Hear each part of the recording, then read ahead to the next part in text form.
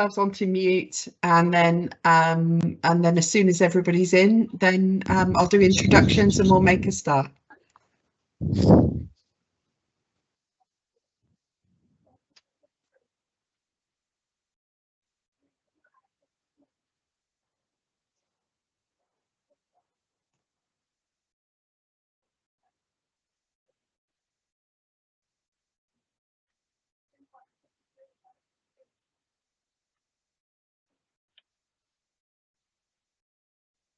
Okay, so we're a couple of minutes past 12 o'clock, so we're going to make a start. If we could just ask everybody attending today to make sure that they're on mute, that would be fantastic, and we'll just make sure that we can hear the speakers as they're talking to us really clearly. My colleagues Amor and Marie are going to be continuing to let people in to the room, and then we will get started as soon as they suggest we're ready. So today's session is all about planning a great ordinary life outside of hospital. We've got three fantastic groups of people talking to us today. So firstly, we're going to hear from Doreen Kelly and Chantel talking to us about how they do individualised support planning and how that works for people. And then we're going to be hearing about support brokerage and how good support brokerage can really support people to live a good life in their local communities. And then Rachel's kindly joined us from Learning Disability England to talk about their Good Lives framework, which is more looking at those strategic planning and thinking about how you can change things in your own communities so that people can live good lives in their local communities. So we're going to start straight away, and I will hand straight over to Doreen. Thank you, Nikki. Thanks a lot. Good morning, everyone. I'm Doreen Kelly, and I am the director at Beyond Limits. We're a small provider organisation operating in the southwest of England and a tiny bit of the southwest of Scotland, where I happen to be working from today.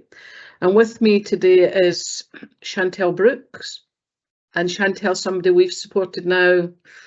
I actually can't remember, maybe 4 or 5 years, I would say. And with her is Sue Conter. Sue works with Chantel. Sue's one of the support staff, and Sue's team leader in the team. Chantel's got her own staff team.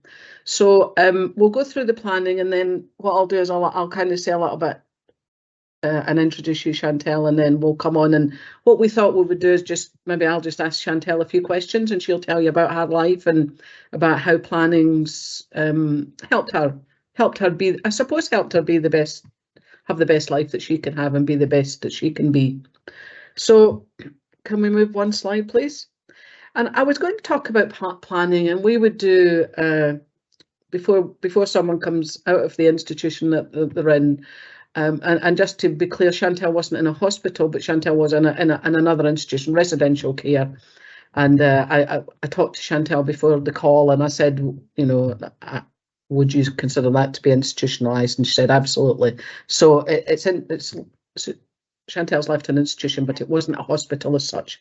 But anyway, before people get support at Beyond Limits, we would always want to do take some time out to do some planning around the person. And it's not planning about what does the positive behaviour support plan say, or when was the last time they got upset. It's what makes the person tick. It's who is the person, the essence of the person. And my advice would be never plan from a deficit perspective, because I can just about assure you, you will definitely paint yourself into a black corner. And it's difficult to be creative from a black corner. We talk about what works, what does not work, and we do that mostly. I'm not going to go through huge amounts of detail, but I'll do a little bit more detail on the process itself. So it would usually consist of a day where the person, the family, their loved ones, and other people, paid people in their life might be in the room, and anyone else that makes sense.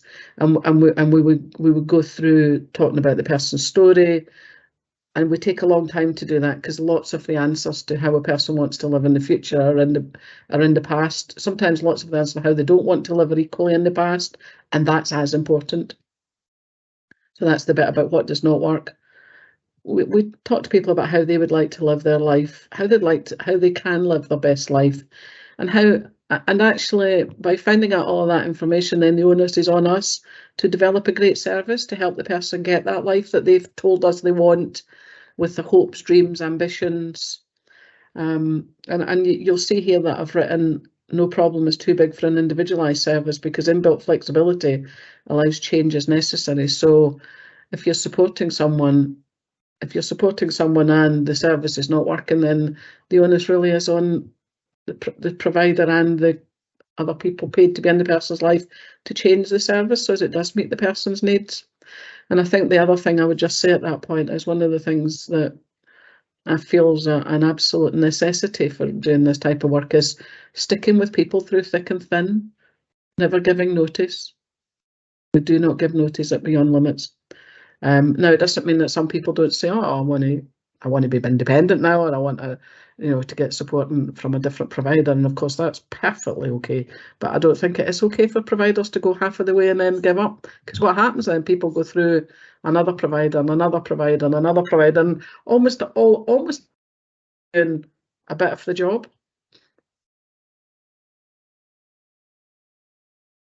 You got me back? Did I drop off there, Nikki? You did for a second, but you're back now. Did you get the bit about don't give notice? Yeah, cool. Okay, can we move to the next slide, please, guys?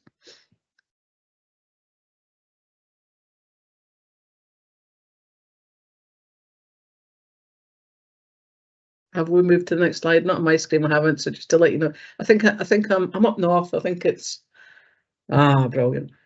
So yeah, I mean, I already kind of said a bit about this, but some really important things to point out in this process: the person and their loved ones take centre stage.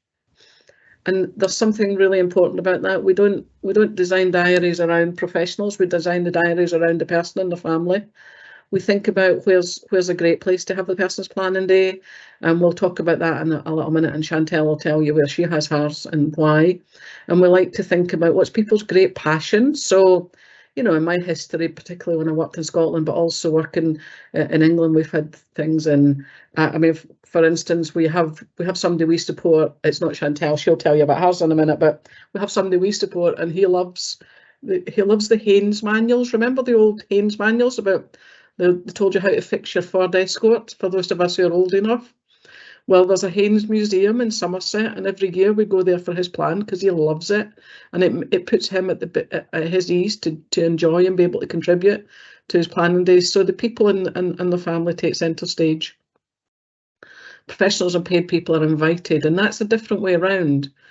And then the next thing that puts people and families in a position of power, because we must be clear that there isn't a power imbalance when someone's getting support from any professional or anybody.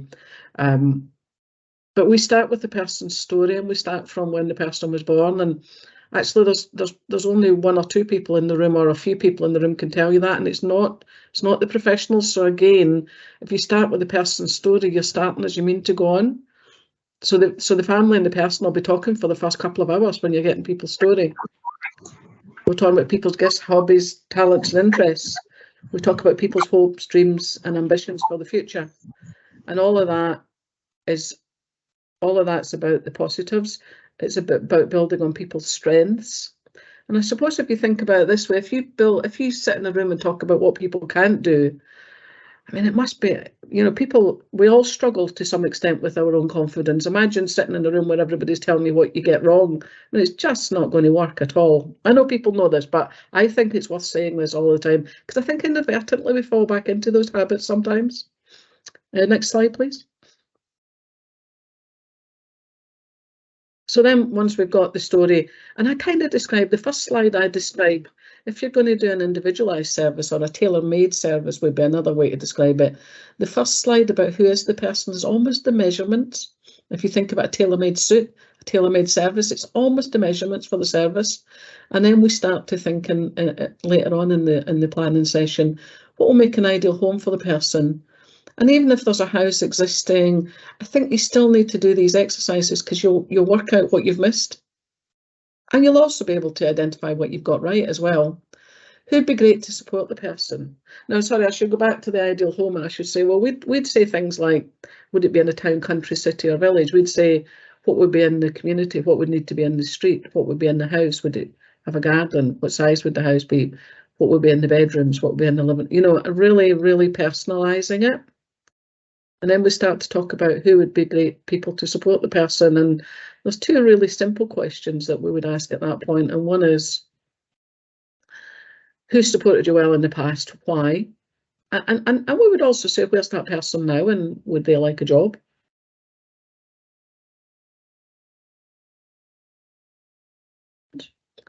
And then we'd say what's not worked in the past, what kind of staff people don't work. And if you get and we're not that interested in whether they can write a case note or whether they can, you know, whether they have an experience of working with people where they've got labels of being challenging. We're interested in what's their personality, what's their skills, what's the things that you like about them, what makes you and them click.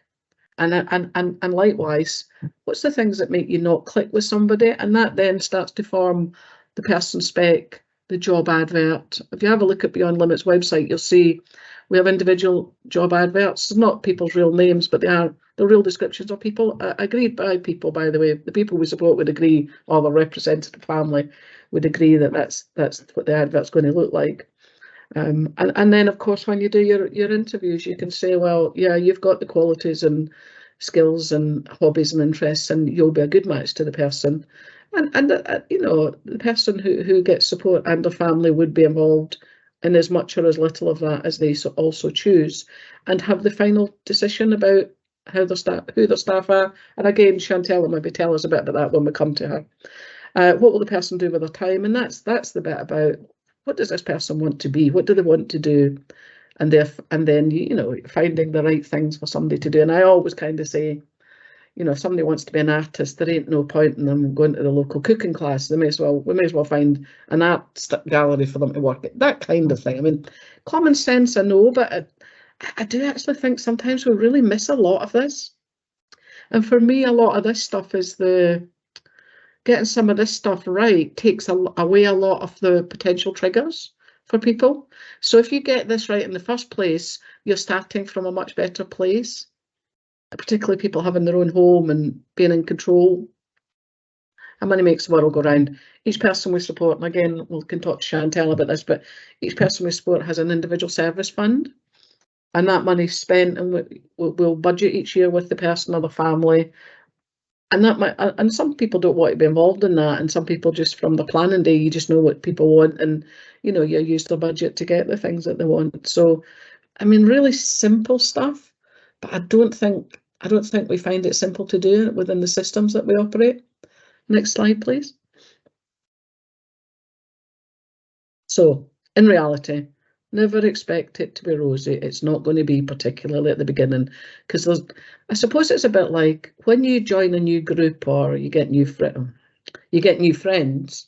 There's always a bit of a storming stage, isn't there? Well, I don't think it's much different. I think there's a storming stage when you work with people, and it's about getting to know people and them getting to know you. It's about building trust before you can kind of almost do that thing, you know, like move on and work really well together. And, you know, I think that happens with everybody. People will have tough times. There's no doubt people will have tough times. And if we're bringing people out of institutions, then we shouldn't be surprised at that. A, we should expect it, and B, we should deal with it proactively, not expect it and then panic when it comes along and start giving people notice and saying this is not working.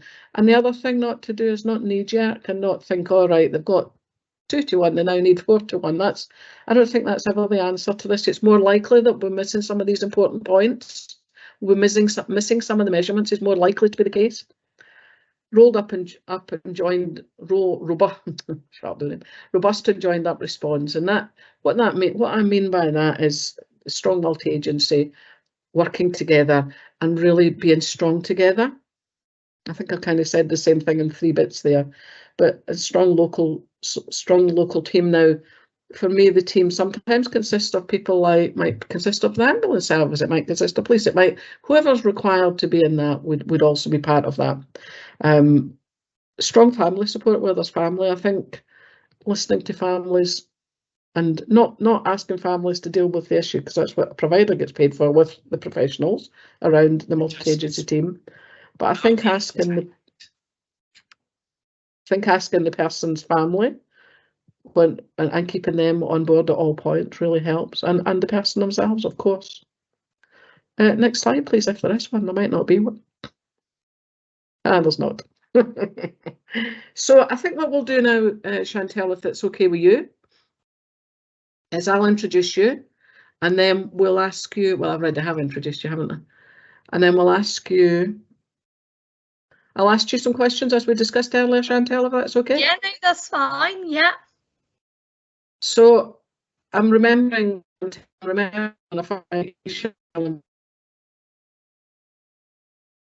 Put in. Yeah, John just froze. It's just froze a minute, Vivian. Not yours, it's okay. No. Doreen's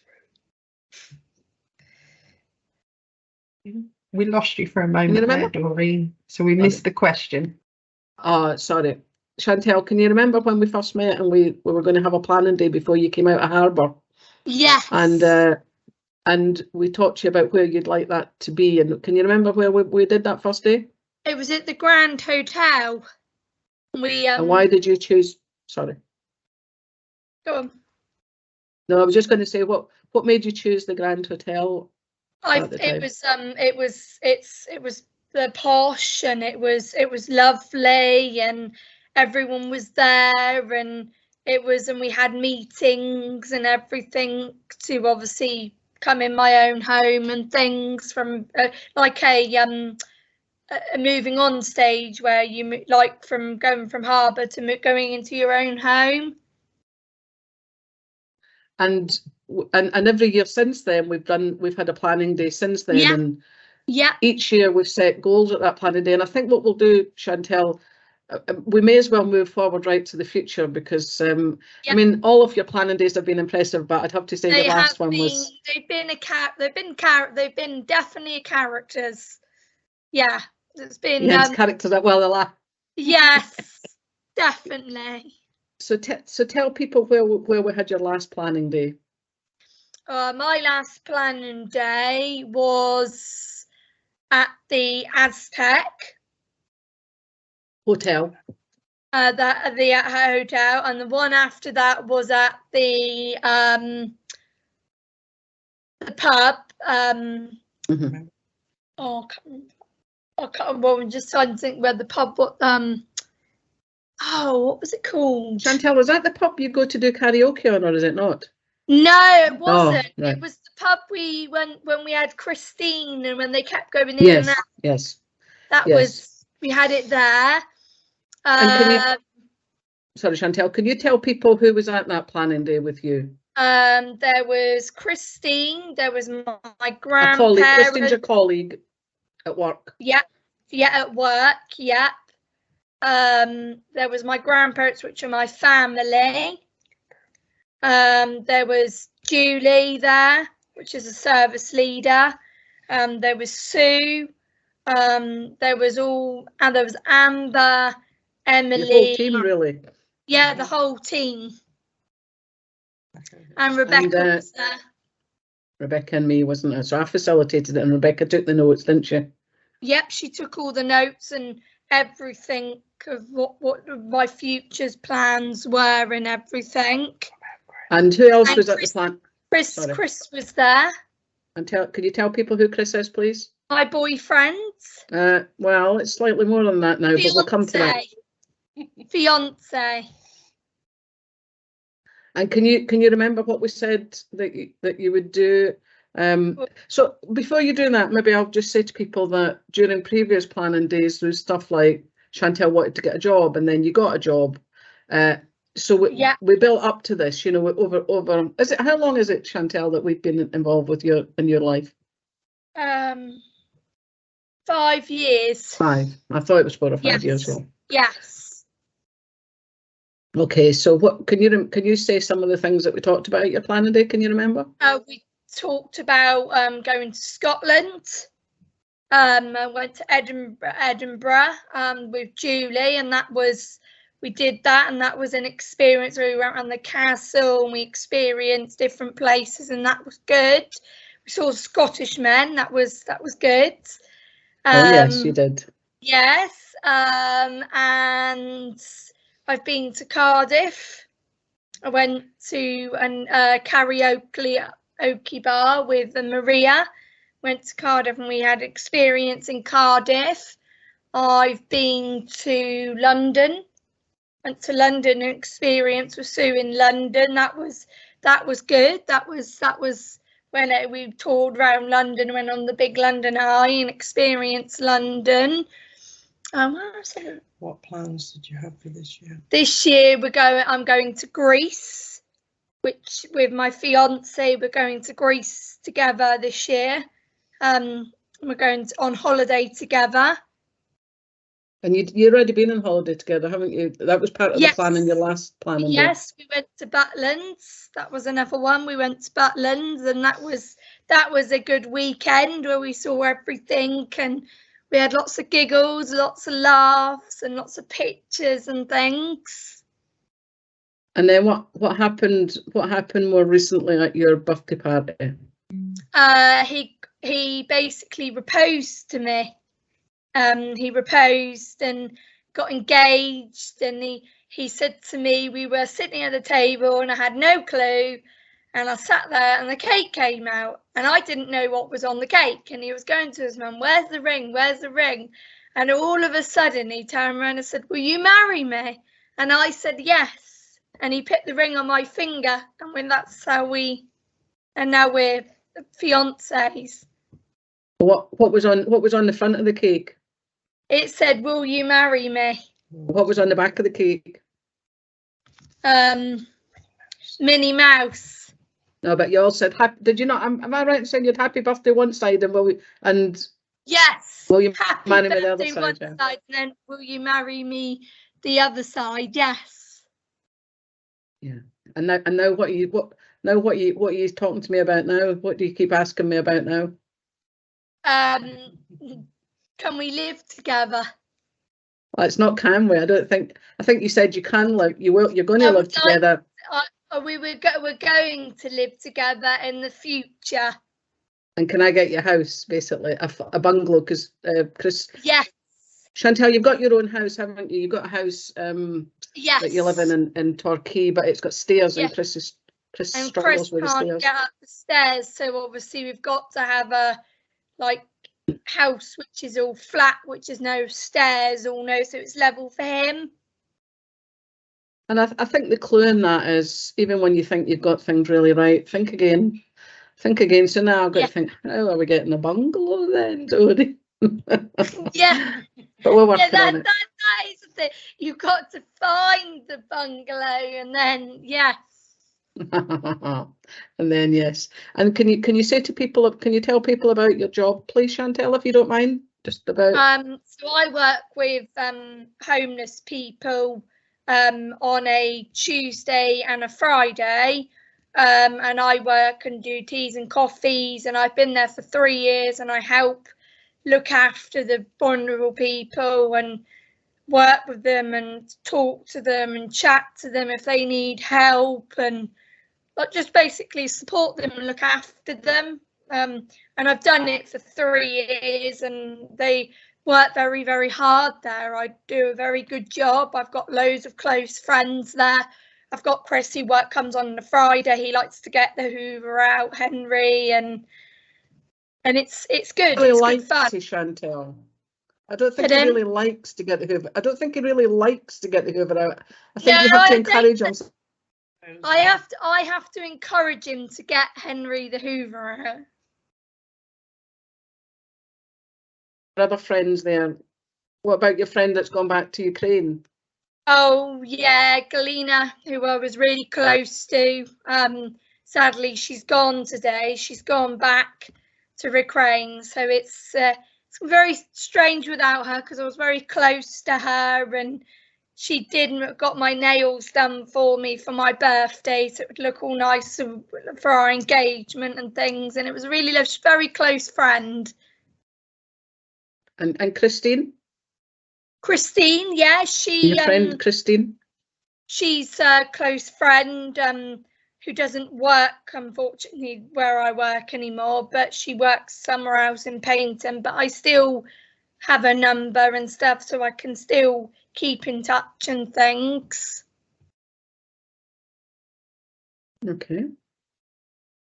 I think, I don't know, Chantal, is there anything else you want to tell people, or would you be open to anybody asking you a question if they wanted? Yeah, that's fine, yeah. Have they got any questions? Does anybody have anything they'd like to ask Chantal? Joe. I see a hand. Joe Clapham. Hello, Chantal. Can I ask you, what were you most worried about, if anything, when you came out from the residential home where you were before? I was kind of scared. I was frightened because I didn't know where I was. Obviously, I know I was going in my own home, but coming out of an institution with lots of loud, challenging behaviour unit, which was quite loud, and quite people used to bang and shout, and it used to affect me. And obviously coming out of it when I first got here, I was scared, I was frightened, I didn't want to be in my own home, I didn't know where I wanted to be, and I couldn't step out of my house, I couldn't do things like I can do now. Chantal, somebody asked in the question, somebody asked how long you were at Harbour. I can't remember. 2 years, I think. 2 years I was in residential, so it was quite a long time. It was a very, very long process. And I think it's fair to say before that, Chantal, there was several kind of placement things that didn't suit you at all. No, there was loads of where I was. I was at Govis, which wasn't where we used to live in a shared house with lots of other people, and I used to fall out with the lad who I used to live with, and we never got on, and there was always arguments, and it didn't work out, and I had to kind of move on into going, and then I moved from Govis to a residential, and then from that residential I moved to Harbour, and also I've been in foster care too, when I very young. So it was I've moved around quite a lot in my life, and it's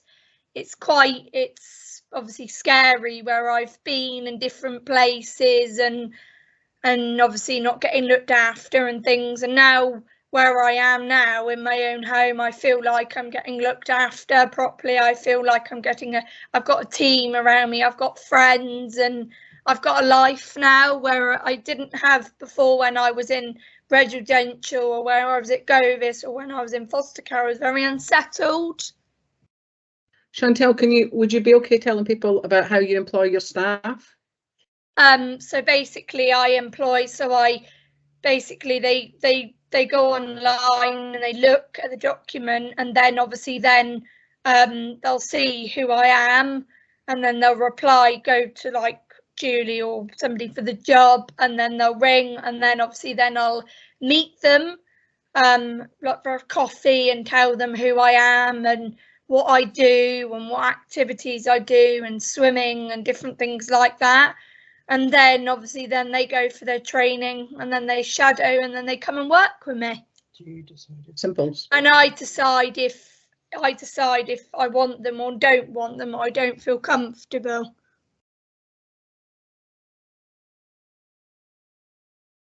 Okay, I don't know if anybody else got any more questions. I think we've probably given you a really good flavour. I mean, you know, Chantal could actually tell you all the things she's done. It would take her all day. I could tell you all the things I do, because I do so much things and so much activities in one day. It's quite a lot, really. And I go out with Chris, and I've got a very sociable life there, and yeah, Are you ever home, Chantal? I'm never home. I'm always out the door. The minute I get up to the minute the end, I'm never in. And when people try to get hold of me, it's very difficult to get hold Somebody's of me. just said, Chantal, it's been lovely hearing your story, and you will inspire others. Yes, I inspire others. I make people laugh. I make people giggle. I've got a great sense of humour. And it's good. It is good. It's very good. Are you happy in your own home? I'm happy in my own home. Yeah, I'm very happy. I'm happy now. I'm in my own home where it's quiet. I can pick what I want on the TV. I don't have to argue with other residents what they want on the TV, and it's good. I've got a life, which is nice. Yeah, Can I ask a quick question, Chantal? Yeah. Is that different to when you've been living in other places, how the planning happened and how that's helped you to get a life? A lot different, very, very much so, of getting a life and having a life now and being where I was. I didn't really get a lot of support where I was at Harbour. They used to share others. So say if I wanted support, they used to share my support with another resident, and I never used to get that, and that used to make me very upset when I could see someone else was getting support, and then I'd just sit there and I wouldn't get what I get now, and I get the support from Beyond Limits, and they support me very well. And Chantal, I can't quite remember what happens because I'm sure we do, but we also do get things wrong from time to time. What happens if we get things wrong? What would you do if we get something and you're not happy with something that's happened? What would you do? So I would go to say if something happened or something major happened, I would go to obviously Julie or Sue, but if it was something really major, I'd go to you. Good. Okay, all good. I got kicked out for a few minutes there, but you don't need me, that's for sure. Thank you, Chantal. Thank you, Doreen. Really appreciate you coming in and talking to us about how you plan and the difference that's made in your life, Chantal. That's been brilliant. Yeah. As people have said, it's been really inspirational to hear your story and hear about everything some of the things that you get up to. Yeah, very much so. I get up to a lot of things. And I think the key message might be that I think I'm right in saying this, Chantal, before I don't think you did actually have any planning days or any days that were about positivity in the future and building on successes, really. I don't think you did. No, I had none of that when I was at Harbour. Never any planning or nothing like that. And now I do. It's quite good because everyone comes together, and it's about planning the future and what's going to happen in the future, because nobody knows what's going to happen in the future. So. Okay, thank you. So shall we just depart now, Nikki? Is that the? You're welcome to stay if you'd like to stay. But yeah, we will move on to our next presentation. Yeah, well, so I'm going to leave everybody. So thank you for having us, and thank you, Chantal. Thank you, Sue. That's okay. You're welcome. Take care, guys. Thank you. Bye bye. So I'm going to hand over now to Sarah and Joe, who are going to talk about the work that Imagineer do and how Support Brokerage can support people to be living a good life in their community. Thank you, Sarah. Thanks, Nikki. Hello, everybody. It's really great to be here. It's really nice to start off the session hearing from Chantal and from Doreen about working together to create plans for people's good lives. So we're going to talk to you specifically about something called Support Brokerage now. And Support Brokerage, it overlaps with a lot of what Doreen was talking about, actually. It's about working alongside people from their perspective to find out what a good life looks like, and then doing the planning work, but also the making it happen bit as well. So brokerage is really the umbrella term we use for a whole series of approaches that help us to make things happen for people. So obviously the person-centred planning, the Good Life Plan, the individual service design is part of that process, but it's also the actual practical bits of making those things come together so that the person can have their good life. So we're going to talk to you a little bit more about what independent brokerage looks like. Doreen's explained from a provider perspective what brokerage and planning work looks like, working alongside the person in the remit of a support provider organisation. We're going to talk to you about an independent approach that sits outside of the support provider and the housing provider. So it's about working in partnership with the person and their family predominantly.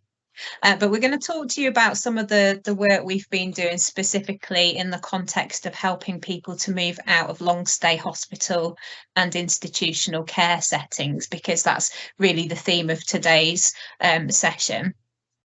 So starting off by sort of explaining a little bit about what brokerage is and where the focus and the principles come from. So the main principle with independent brokerage is that the person is in the driving seat of the whole process.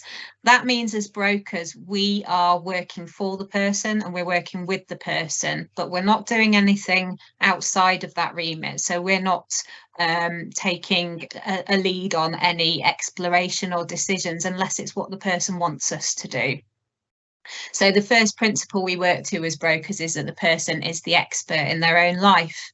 Now that can be a little bit challenging if we're working alongside people who are deemed to lack mental capacity around understanding and planning for their own support and living arrangements. It may be quite challenging for us to think about that if the person is labelled as complex, challenging, high risk, and all the other labels that we often see in long stay hospital or institutional settings. But we work really strongly to that principle so that we are always making sure that we're finding ways to involve the person in their planning, even if that's through observing, understanding from the people who know them well, what things they prefer, what they like, what they don't like, what's important to them, and what's an absolute no-no in terms of support and housing options for them.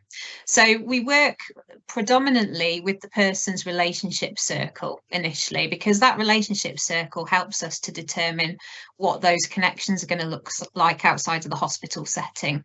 And that's really important, because once the person is not living in institutional care anymore, we are drawing on the resources and the relational connections within the person's local community. So that is really our starting point. But we're not telling the person who the key people are in their life, we're asking the person who the key people are in their life. And then we're looking at that as a map of connections, which might open up possibilities to explore. So the person is leading on what makes sense for their own well-being, and they're involving the people they have chosen to be identified and involved in their circle of support. And the person is having their voice heard. If the person finds it difficult to express their own voice, then the independent broker's role is to act as a microphone or an amplifier for the person's voice. So again, we're not speaking on the person's behalf as such, we're just finding ways that we can amplify their expressed wishes, preferences and needs from their own perspective. And we're working in that way all the way through the planning process and into implementing the support as well. So the power and control sits with the person. And a really key principle about this, particularly when we're looking at helping people to move on from long stay settings, is that it needs to happen at the pace of the person. We can't rush it. We can't impose timescales that are service-led into the person actually being ready to move into their own home. And there's lots of preparation work that goes into it, and everybody is different. So it's really important that the planning process goes at the pace of the person. And that could include the actual development work of the plan itself before any practical stuff happens. So actually, when we're going in and having those early discovery conversations with the person, getting to know them, learning about them and finding out what's important to them, we do that bit at the pace of the person as well. And that might mean we only visit them for 5 or 10 minutes at a time initially, and we build up that relational contact with them, so that they know that we're safe and we're working with them in a way that works for them. Next slide, please. So all of our work is based on values of inclusion, and I'm sure Doreen would have also said this as well, and as part of what she was presenting earlier. So the values of inclusion have been brought together over a number of years by people who draw upon health and social care services and receive support in different ways. And they're values which have been developed as there's been an understanding and a philosophy applied to the person-centred approaches of working alongside people. So these are the 10 values of inclusion, and they're all the key principles that underpin our work as independent brokers. One of the ones I would like to draw your attention to on the list here is everyone can communicate. And that's because communication forms the bedrock of any planning work and any decision making that happens around the person. So as brokers, our job before we do anything else is to really understand how the person communicates. If we really believe that everyone can communicate, regardless of whether they use words, regardless of whether they can read or write or use a computer or another device, if we really believe that everyone can communicate, it's our job as the independent broker who's working alongside the person and helping to coordinate that good life plan and hopefully that good life in the community, that we should understand how the person communicates. First of all, how does the person process information? How do they understand things? How do they recognise things? And how do they tell us what they like and what they don't like? How do they tell you if they're bored and they've had enough and they want to leave? How do they tell you that they're really not happy with what's being spoken about? So we need to be able to pin that information down, first of all. We also need to understand how to share information with the person in a way that really makes sense to them. So that they are able to be meaningfully and purposefully involved in decision making and planning work. And again, that's about us being creative. It's about us understanding the accessible information standard. It's about us understanding how to make reasonable adjustments and holding to the principles of the Mental Capacity Act Code of Practice as well, around providing information in a format that the person can use in order to make sense and make a decision. So we use these principles to underpin how we work alongside people in that planning process. Next slide, please. And I think it's over to Jo next. Sarah, so just wanted to talk through some of the functions of brokerage that we work to as a team. And I think Doreen really lent on this in her first slide, talking about getting to know what makes the person tick. And that's our primary goal when we're working alongside anybody, particularly those who are moving out of long-stay hospitals, who've been in institutional settings for a number of years and have really been kind of held back by those settings. So developing an understanding of the person as an individual, what makes sense to them, what they want for their lives, and just being able to put that into a format that other people can understand. Sarah's talked about good life plans. We can call them life plans, but I think the key context is making sure that those are aspirational for people. So they're not life plans which identify somebody being able to go swimming once a week as their main goal, but actually by saying to people that if budgets were no limit, what would you want to do with your life? What would you want to achieve? And we've heard from Chantal earlier, who said, I feel like I've got a life now. Wouldn't that be the ideal that we should get for everybody we're working alongside? Being able to be legally literate. So our team spends a lot of time working on understanding the law and its application. And we know there are some ICB, some local authorities who've developed processes that they impose that are not legally binding. And sometimes it is down to us to challenge some of that. So making sure that we know where the law stands, what the application looks like, and being able to go back to a local authority or an ICB and say, actually, this is not correct in the eyes of the law, having those skills to be able to lean on. Identifying resources the person can draw upon to support discharge. So again, Doreen talked about circles of support and teams being around the individual. Chantal talked about the people in her life planning sessions, and they're not just paid professionals. So they are people that are in her life for other reasons, and being able to use those individuals as support as well. And again, Doreen talked about bespoke accommodation and support specifications. So from her provider perspective, what does a good accommodation look like for individuals? How do we make sure that that's right? How are we making sure that people are getting the home that works for them for now and in the future?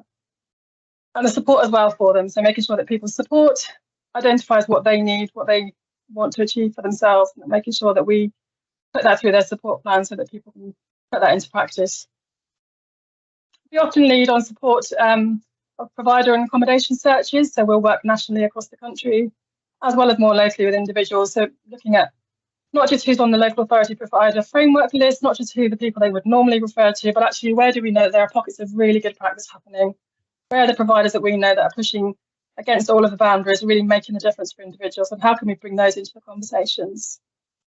And then coordinating and linking in with the circles of support. So the team around the person, making sure that everybody's on the same page, making sure that the individual is in the driving seat of what's happening, but that everybody around them is also working to the same page. Next slide, please. I can say that ideas and solutions come from the person and certainly from within their network. So the person themselves is their own expert. Sarah's mentioned that already. We know that the network around the individual often understand what works best for them, how best they can live the life that they want. So leaning into that conversation and making sure that we understand that as well as brokers. Discovery conversations, so making sure that we are actively listening to people, using open-ended conversations, and actually creating a client journey of how they got to this point, what impact that's had on them, and how we can make sure that things are better from here on in. Identifying connections to people, so looking at the networks they had before a hospital admission or before they ended up in residential services. What did that family connection look like? What was their upbringing like? Where were they growing up? Where did they have all of those networks? How much of that can we lean back into to make sure people feel supported in their own community? The conversation about what makes sense to the person rather than how to use the budget or the services available. So always looking at coming not from the deficit model, not by just saying the budget is the limitation, but actually by saying how can we best make use of it? How can we make sure that people get what makes sense to them rather than being constricted by the budget available? And then looking at circle of support offer solutions which are not service-based, so not always looking at service providers to be able to provide all of the answers for people. We know that there are limitations in what service providers can deliver. That doesn't mean they shouldn't work effectively together with other aspects of the community in order to provide support for people that is meaningful. Next slide, please.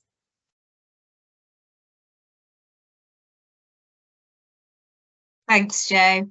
So actually applying some of these principles of brokerage to hospital discharge, as Doreen has spoken about in her presentation, we talk about something called life planning, and that's the really aspirational plan which can help, particularly in situations where it feels like the person has got a bit stuck.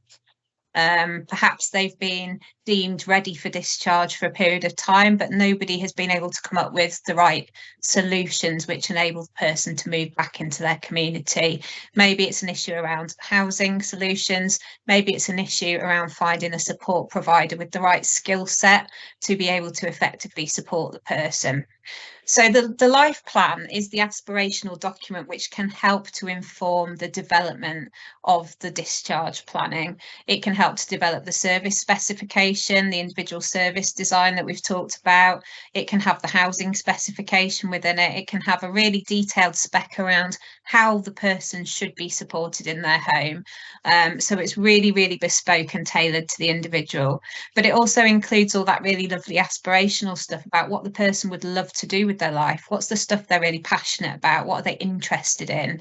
And if nothing was holding them back, what are their dreams and goals? Because that really aspirational and positive focused information gives us a light into what could work well for the person outside of an institutional setting. And we can use that information to help backward plan to first steps and small steps towards those aspirational dreams and goals. And that's really important that we don't throw out that information just because it's not a formal service specification, but actually we use that as a starting point for doing the planning work with the person. Life plans are also really helpful for people who are not quite ready for discharge yet, but the MDT might need some help in really starting to think through what a good life looks like for that person outside of the hospital setting. It's particularly helpful in cases where people have been in hospital for a long time. So at Imagineer, we're working with people at the moment, some who've been in hospital settings up to 20 years and not accessing their local community life in the way that they would like to.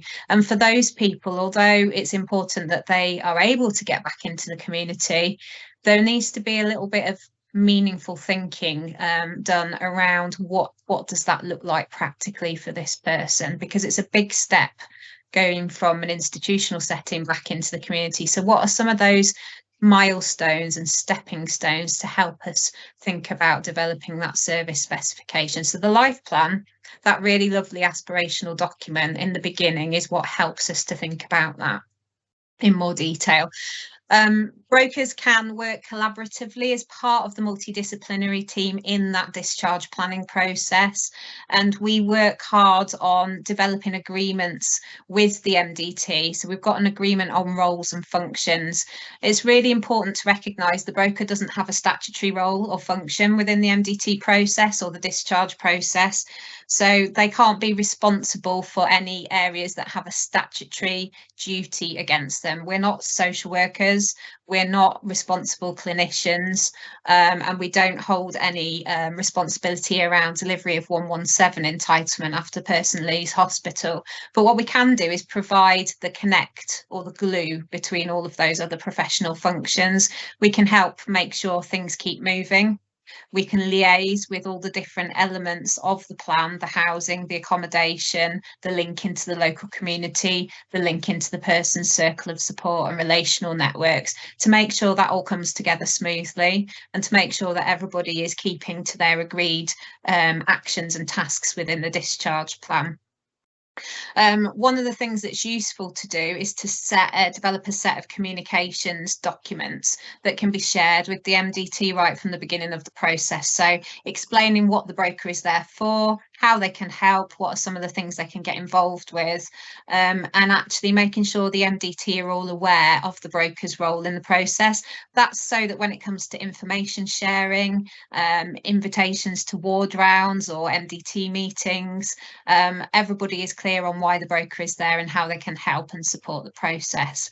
And it needs to be a solution focused approach. It's not about talking about challenges and hurdles all the time. It's about recognising some of the creative ways and solutions we can move around those hurdles so that people don't stay stuck in hospital, because often it's the hurdles that stall the discharge process. So as a broker, we're there to try and help get around some of those hurdles through really creative solution focused thinking, through being aware of the different legal frameworks and how they intersect. So particularly the Mental Capacity Act, the Mental Health Act framework, and including the code of practice as well, and then all of the policy and guidance around transforming care and building the right support as well. Next slide, please. So we're really there to help keep the conversation moving, so that there's a sense of momentum, so that things are happening for the person. We're bringing those creative and bespoke solutions into the planning process, and we're keeping the conversation focused on positive risk taking, but also a recognition that if there are risks, that collectively as the MDT, that there is a shared risk approach, which would include the support provider and the housing provider, if that's part of the discussion as well. So it's about everybody working together collectively and recognising there will be some hurdles, there may be some bumps in the road, particularly for people with complex and challenging risk histories, people who've been in institutional settings for a long time. But it's about everybody being committed to working together to find those solutions rather than finger pointing or a blame culture. It's really important to think about building in a feedback mechanism so that we can share those challenges and concerns as they come up, and that part of that would be regular check-ins together as an MDT working towards a discharge process.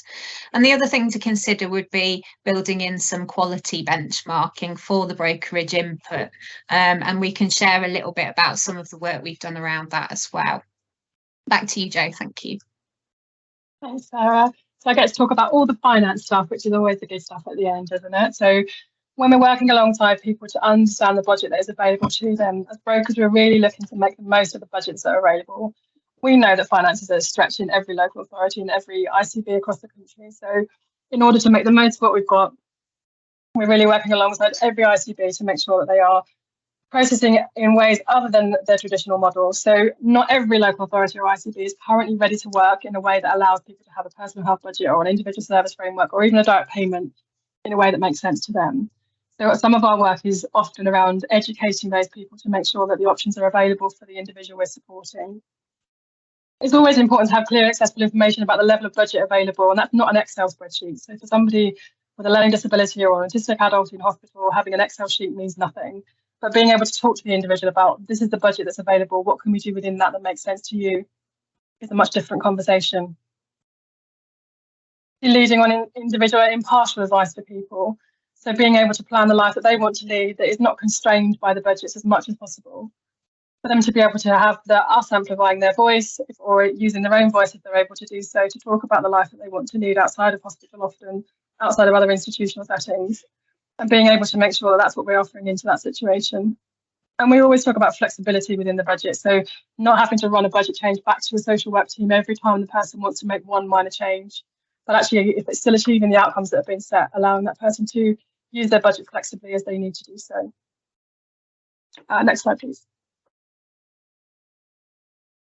And then we talk about the range of resources available to people. So whilst a lot of it is budget based and we have to work within the budgets that are given, there's a whole wealth of information and resources that are available to people that isn't based on finances. So it's not just about the social care budget that they're given. It's about the family and friends and the network around them that they've got, and how can we make sure that's being linked into and used in the best way possible. We talk about asset exchanges as well. So what can the person give into their local community and what can they receive back in return? And that's not just about jobs, although often is about employment for people, but it might be that somebody can do some volunteering work in exchange for getting a natural support network around them. We heard from Chantel about the people that are in her planning session are her work colleagues who are now friends. That's not paid support, that's people having the chance to live an ordinary life. Neighbourly support also fits in there. Often if you talk to your neighbours around the individual, most people are caring people. They're not there to cause problems. They're quite happy to keep an eye on somebody, to lend a hand when they need to, particularly if there's an asset exchange happening. And often the flexible and creative use of resources. So again, we're not just back to using a social care provider as the sole way of this person getting their needs met or their outcomes achieved, but actually looking what else is available in that local community. And I guess that stems from looking at the person as their whole life, and not just about their needs that are eligible under the Care Act, but actually what it was they want to achieve for the rest of their life. Next slide, please. And then I guess we talk about commissioning and funding the work that we do. So the really nitty-gritty stuff. So often we're working on a spot purchase basis now. So a local authority, an ICB, particularly where they're struggling to see a discharge pathway for somebody, or where they're having difficulty finding the right support provider for whatever reason, they'll come in and purchase individual brokerage from us. We also build brokerage into budgets for people. So often when we're working alongside somebody, making sure that brokerage budget is included in their personal budget or their service framework for the rest of their lives, just to make sure there's support available to them. There are certain areas that are accessing funding and grants for transformation and integration, and that using that to buy brokerage again has also been a really valued way of being able to buy the services that we can offer. Developing partnerships with user-led organisations, so asset exchanging again, us being able to lean into that, us being able to look at ways of upskilling people locally to make sure that brokerage is in the conversations. And of course, some people will be in a position to self-fund their own brokerage, so they won't need to rely on the local authority support to get that, and those people will come to us directly. Next slide, please. Thanks, Jo. I think it's back to me again. So I suppose the next thing to mention is that Imagineer is the hosting organisation for the Support Brokerage Network, which is a community of practice for people who are operating in some way as a broker. And it's quite broad. We have brokers who are self-employed and working independently.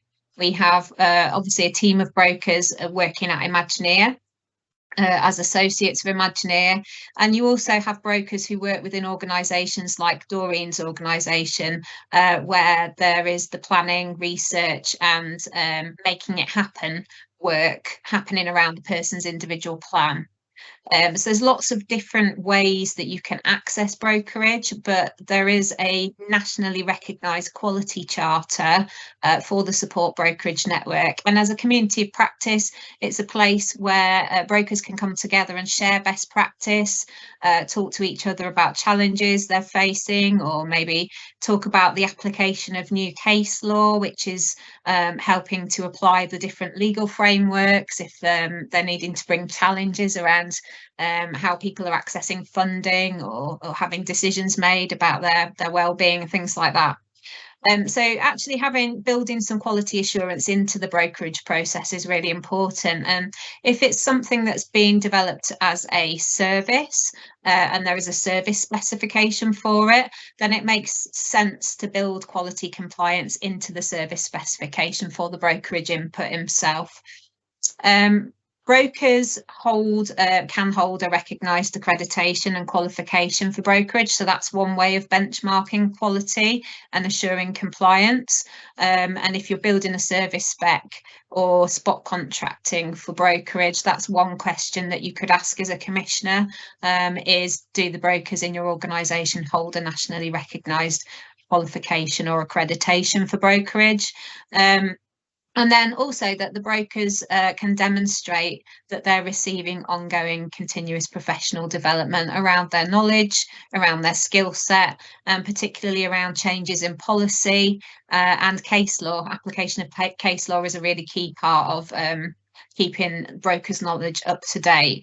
So one of the ways that we can do that is through mentoring, either one-to-one or group mentoring. And that's something that is offered through the Support Brokerage Network throughout the year. So independent brokers or brokers that work for organisations can access mentoring, which can demonstrate their ongoing CPD as well.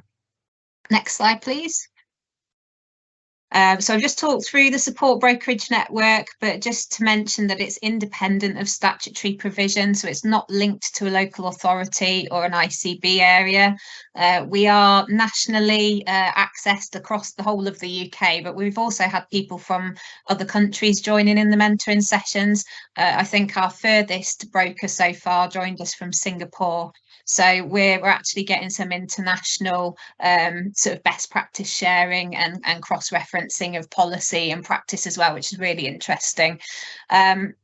And it's a place where there's a breadth of skills and experience. So the brokers really do a lot of peer learning. It's a bit like an action learning set type mentoring experience when the brokers come together and they share their areas of work and their areas of practice together, leaning into different tools, different approaches, signposting to places where grants or funding or particular resources can be accessed. So it's really valuable community of practice. It helps with valuation and social impact measurement, and it's a place where people can access accredited training and mentoring as well. And final slide, please. So just if this is something that you haven't come across very much or you're hearing about it for the first time, if you'd like to do some further reading around it, Imagineer have developed a number of papers which have been published through the Centre for Welfare Reform and also some self-published stuff as well. So there are 3 different papers. The first one was written back in 2015, not long after the implementation of the Care Act, and that's called Reimagining Brokerage.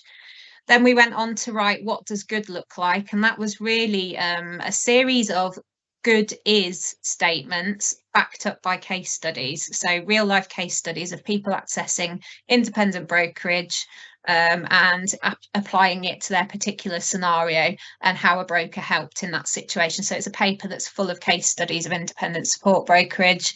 And then finally exploring the strength of community, which was written at the beginning of the pandemic. And that was really how we saw community stepping up and playing a key role in upholding people's well-being in a time when services were not available for people to access. A lot of people weren't receiving their usual support because of the restrictions of the lockdown.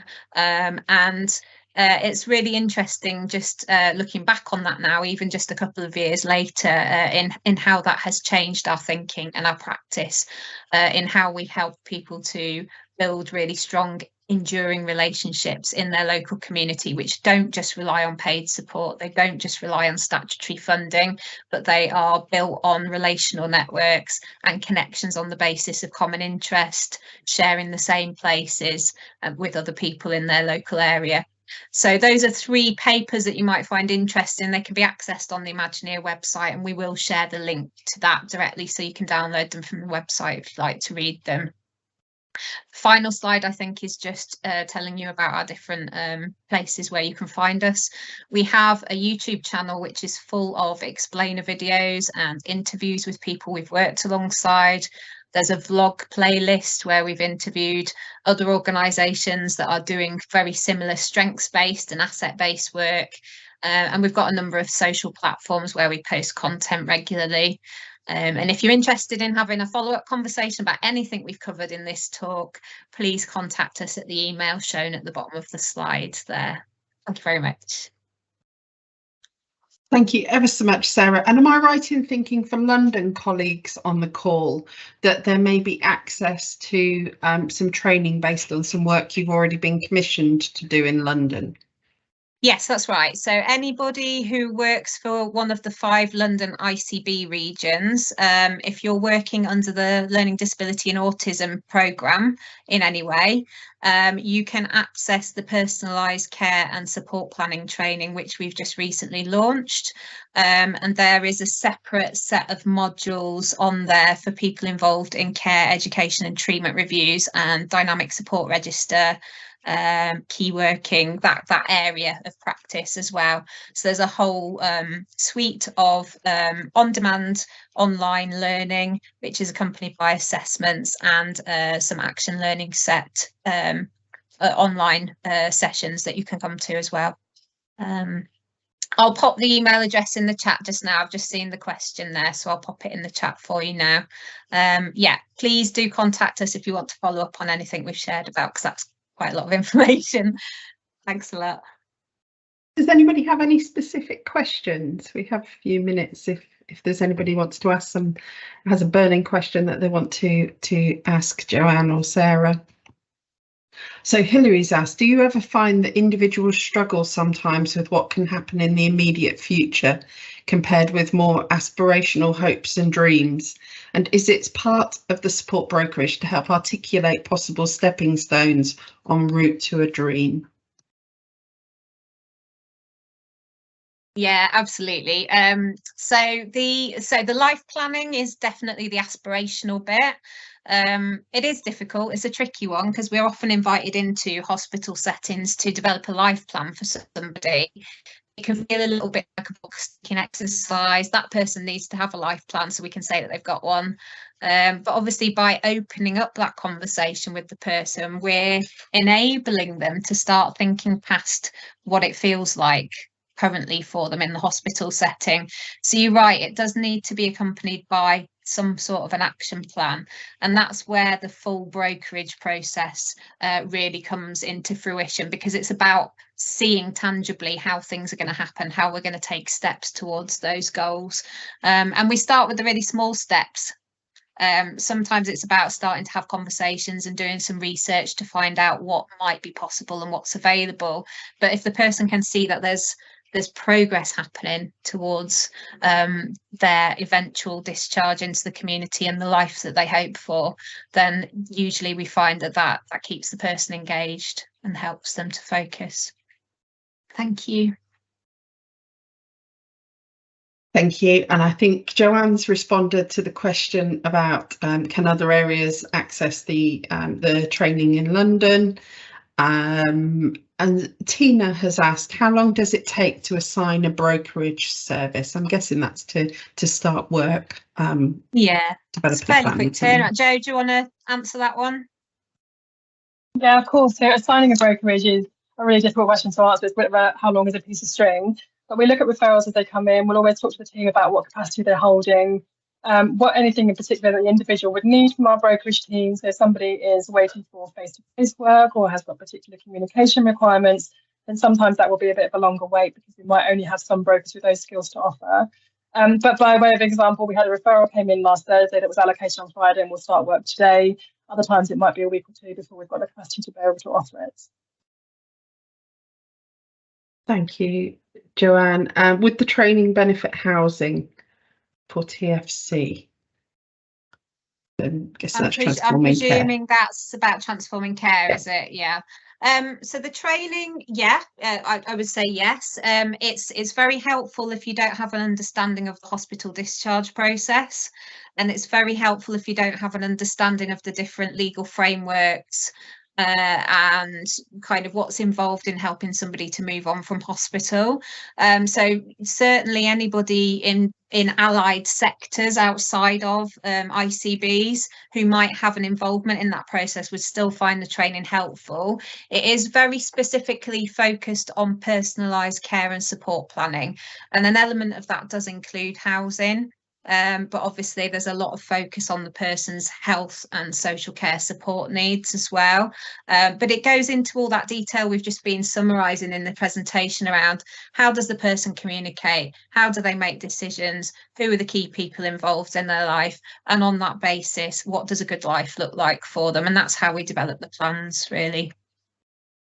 So yeah, in a nutshell, yes, it would be helpful. It's obviously not a requirement, but if that would give you insight into the process and help you with knowing how you can have those conversations with the MDT and with the commissioners that are involved in planning for the person's discharge into the community, yeah, it would be probably quite helpful.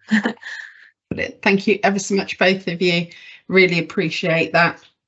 I think it probably leaves me with a question or a reflection about thinking about your local systems, and so what if you independently commission your brokerage system at the moment? What does that look like? Are they holding those values that we've heard Sarah and Joanne talk about, and doing the planning in a way that we've heard Sarah and Joanne and Doreen talk about? And also when we use the term brokerage and we're talking about our own internal services and our internal brokerage, what's their awareness of those values that underpin that, and what a good support plan would look like in order to be able to deliver and find good support for people. So that may be something that people want to take away, or it may be something you'd want to consider in our next steps. So in our next steps, we're going to be able to offer 6 local areas for peer-to-peer learning sessions to help you think about planning a great ordinary life outside of hospital, and how across your system you could be taking some of those next steps and making change happen. And so I'll tell you a little bit more about that after we've heard from Rachel, who is going to be talking to us from Learning Disability England about the great work that they've been doing on developing the Good Lives framework. And so that's been working with lots of people, and really this is to challenge our thinking strategically. You know, what are the things that we can be doing in communities to really help people have a great ordinary life outside of hospital. So with that, I'll hand over to Rachel. Great, thank you very much. Thank you for having me today, everybody. It's lovely to see you all, and yeah, I'm feeling very pressured following such interesting presentations. Yeah, I'm here to talk about Good Lives, which is a big bit of work Learning Disability England have been doing over the last couple of years. So if I can make my slides move. Go. If you've not heard of Learning Disability England before, we are a democratic membership organisation that brings together people and organisations. We are trying to build a movement for change where people with learning disabilities, families of friends and paid supporters can come together on an equal basis and have a louder voice together. And our members are interested in doing work that builds a world where people with learning disabilities have good lives and equal choices and opportunities as others. So that's our big mission, and Good Lives is a big part of that. So Good Lives is a co-produced vision and call to action on what people with learning disabilities think a good life should be. It collects shared actions for people with learning disabilities, families, paid supporters and allies to think about how we move towards that vision and what we need to do to get there. We have taken an approach where people with learning disabilities are the first amongst equals. So people with learning disabilities have set their priorities for this bit of work and kick-started all of the conversations that we've been having. We've come to do this bit of work because there's been such a policy vacuum around people with learning disabilities nationally. So there hasn't been any big legislation or policy since Valuing People, and while some things have unfortunately stayed the same, lots has changed. So we want Good Lives to be a conversation starter for what might be next for national policy as we look into the 2020s. So this work all began in 2020 in Birmingham, and we had 40 self-advocates come together and talk about what they thought a good life would look like. This was a really lovely meeting, and in fact it was our last in-person one before we went into lockdown. So that really changed how we did this piece of work, but it was good to start it in person. You can see on the right hand side in the background of some of the pictures, there's loads of bits of paper on the wall, and those were people's kind of big themes of what came together to make a good life. They talked about what was important about that theme and the actions that we kind of needed to take to get there. And then everybody started to prioritise what needed to be the starting point for Good Lives. So we came to a decision that there were 6 things that we could kick off with. They were largely around what was very important to people, but also maybe what hadn't had the priority given to it previously. So, for example, health didn't get a chapter in the end, but that's because we'd spent a long time doing the NHS long-term plan. So we felt like there was lots of work and conversations happening around that. So we started with some other ones. People are now thinking about picking some of those other ones up. So health is getting a priority, and Build are starting to have some conversations with other members around that to start a chapter, and also things like transitions and transport as well. So we've got some new chapters that are starting to come up, but we've also got people contributing more information to things that were maybe missed initially from the chapters, or making sure that as many people as possible are represented within those chapters and what's important to them.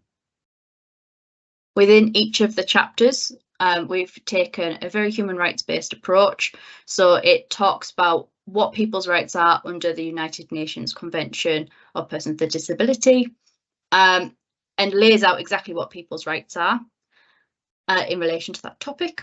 It then talks about what people with learning disabilities have said needs to change, and what a good life looks like, and then lays those steps out for how we get there.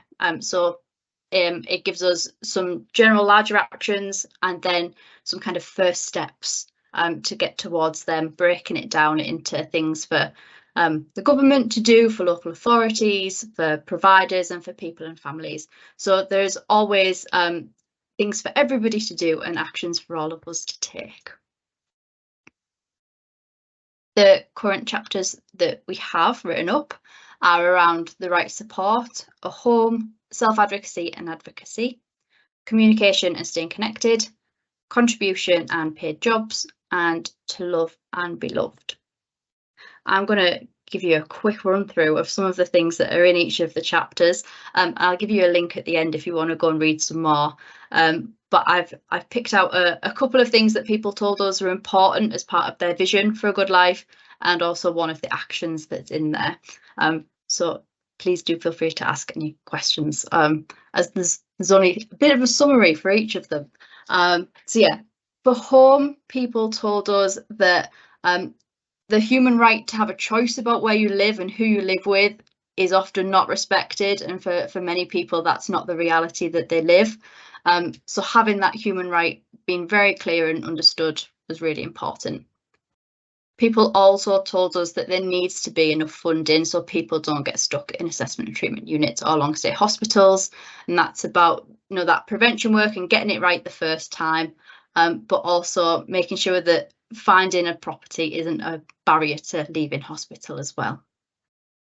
So one of the actions that everybody talked about was changing the way we approach commissioning housing and taking a needs-led approach rather than build and fill, which is what a lot of us are doing at the moment, and how that creates some real opportunities for people to come together, both people with learning disabilities and families, as well as professionals, to do that planning on actually what will work locally. the next one is the right support, and my usual co-presenter, who couldn't be here today, she asked me to change the picture on this slide to this one from Open Future Learning, because she thought it really summed up kind of the chapter and what people want from the right support, so that actually it's not just about services. Social care is about a whole life, and that's the way that we all need to think about it. One of the other things people said was that having consistent staff and good relationships with them matters to everyone, and that's something we've heard an awful lot through all the conversations we've had on the right support. One of the actions is around education, health and social care commissioners and providers needing to redefine how they measure what good looks like, and that should be based on what's important and what matters to the people who draw on that support. And I think that's part of some of the conversations we were having earlier as well. The next one is about advocacy and self-advocacy, which I'm sure you can imagine was a very popular choice in that first meeting when we brought everybody together.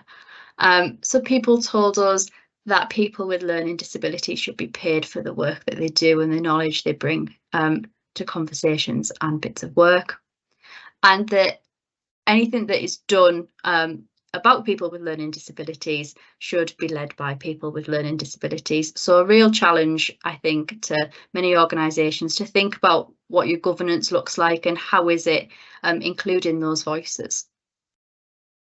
In terms of actions, there is a call for support for the development of kind of self-advocacy networks that are national. Lots of self-advocacy organisations are kind of doing a lot of that work already, and kind of funding opportunities and connections are really what they need to make that happen. As well as a call for organisations to, when they're thinking about policy, to be including self-advocates in that and self-advocacy groups who are having lots of those conversations already. Communication and staying connected wasn't one of those ones that we came up with in Birmingham in 2020, but as we started to go through the pandemic and the lockdowns, it became really clear how important that was for people, how digitally isolated or socially isolated they were, and so this became something that was really important as we went through that period. So people told us that they need access to digital communication, that their staff need training, and the opportunity just to get a tablet or a phone or some data was often something they were missing.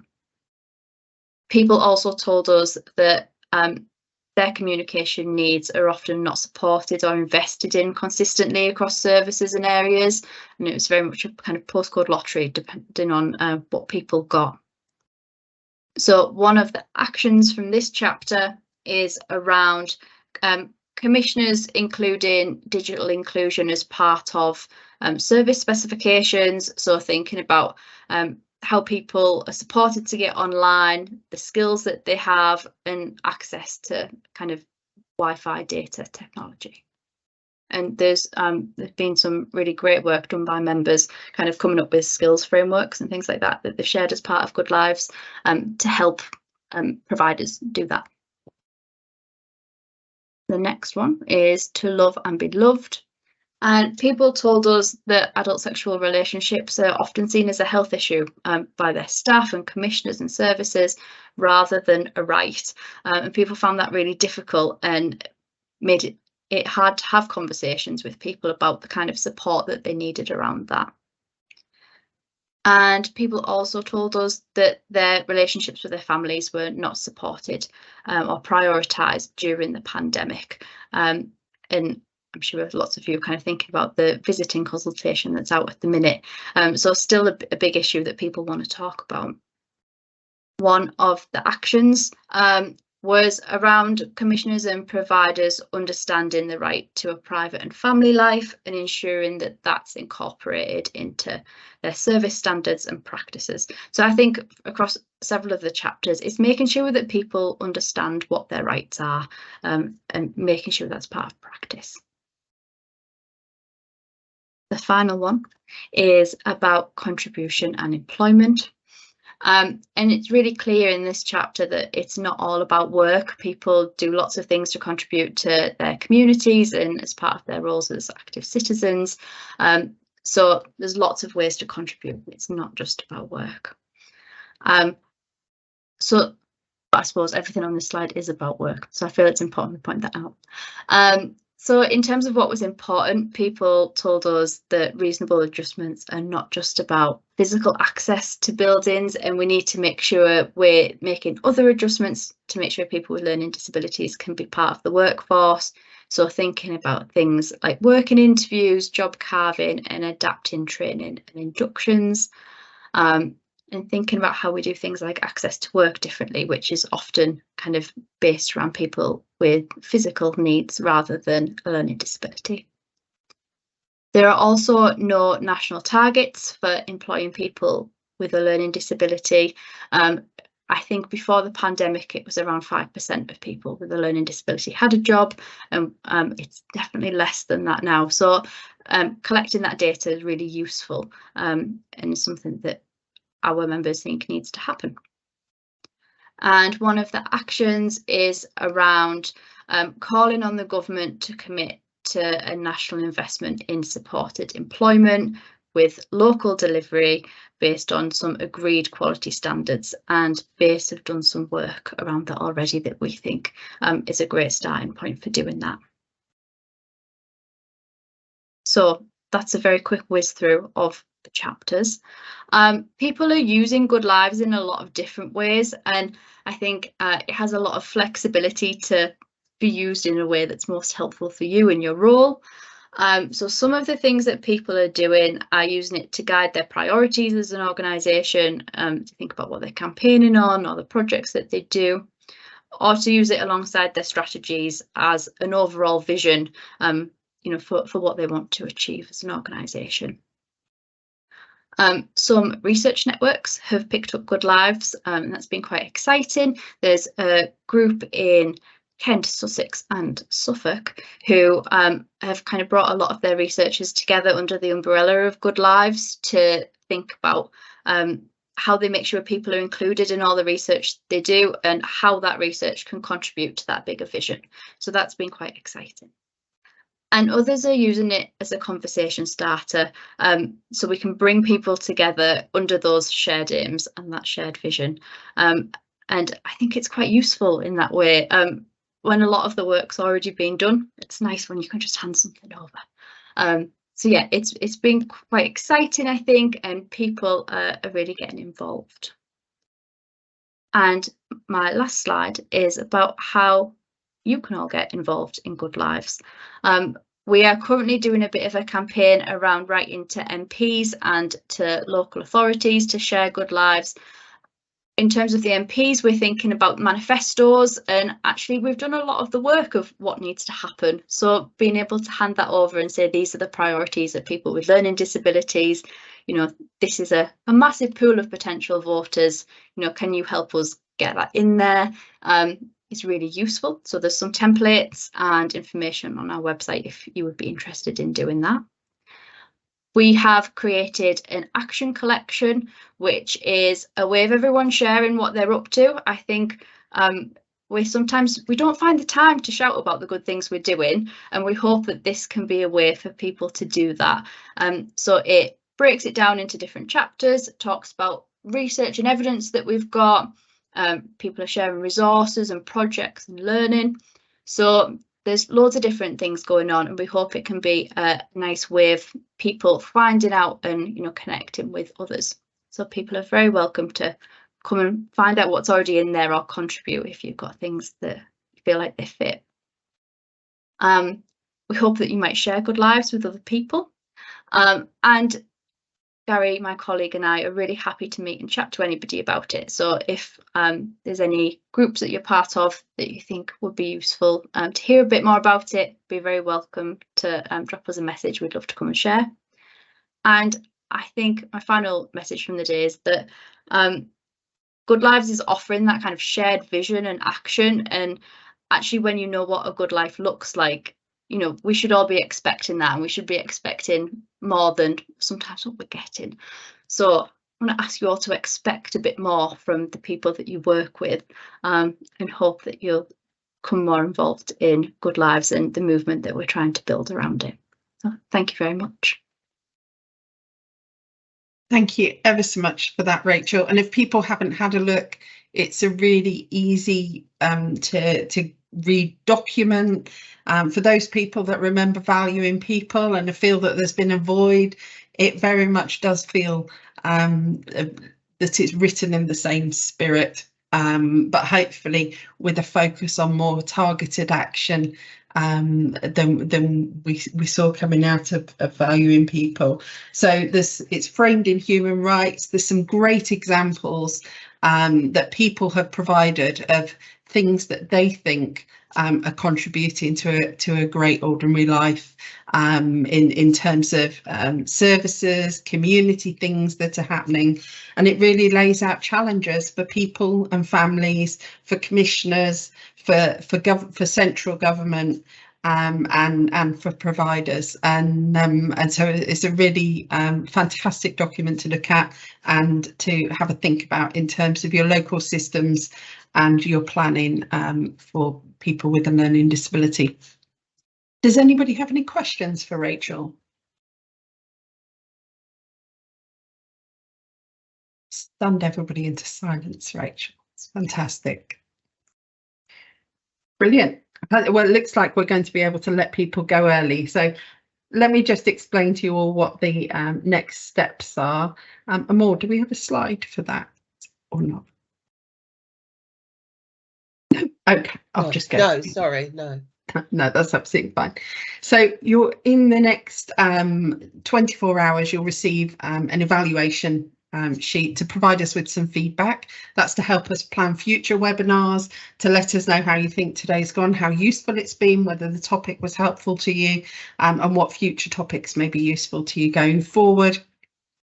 On completing that evaluation form, it offers you an opportunity to join us for 6 systems to join us for 4 peer-to-peer sessions that will start in the autumn, where people will come together to look specifically at the aspect of each of the webinars that we're offering.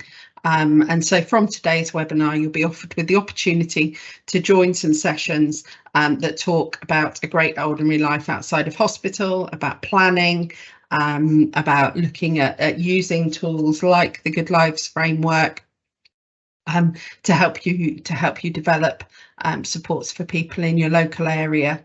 And so you do have to complete the evaluation in order to be able to pop your names down for that, and then we'll get in touch with systems and find out who's in the best place to be able to take that work forward at this time. We would ask that you think about whether you have capacity in your local system at the moment, and also whether you already have some approval, or you've already got some work underway to look at that particular aspect. There's lots of praise coming up for what a great organisation Learning Disability England is, and I'd absolutely echo that. So have a look at their website and before filling in that evaluation form, because that might be something that you're interested in. But if there's no other questions, then Nikki, there is a question in the chat. Okay.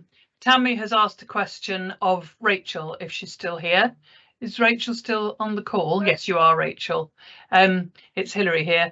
Tammy is asking, are they able to check if their organisation are members of Learning Disability England?